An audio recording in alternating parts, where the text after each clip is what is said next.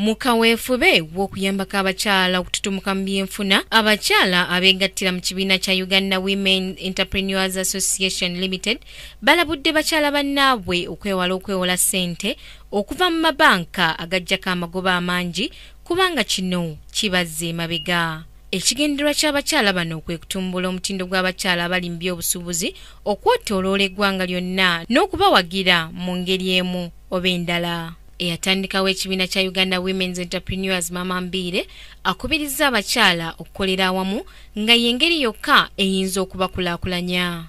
I would wish that we form groups when you are together in a village and you are working together. You will be able to find out this one will come with an idea, the other one will come with another idea, and the other one will come with another idea. Putting those ideas together, you will be able to form something and be able to get across the border. Onayongeddeko nti abakyala abeewala omuze gw'okwewola wabula batandike bizinesi zaabwe n'akatono ke baba balinawo.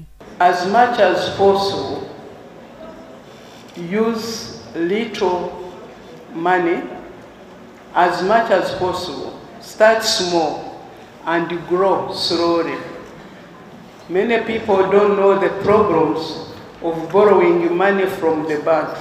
Be careful with borrowing a lot of money. Abamu ku bakyala bajaguzza obuwanguzi n'enkulaakulana gye batuuseeko bukya batandika kwenyigira mu by'obusuubuzi. Abakyala mu Uganda babadde tebeenyigidde mu by'obusuubuzi nga bagutunuulira ng'omulimu gw'abagagga ennyo n'abasajja wabula nga kati batandise okukola ebintu eby'enjawulo okwenyigira mu mulimu guno. Crack Kingdom TV, Samla Hanifa amalindirire.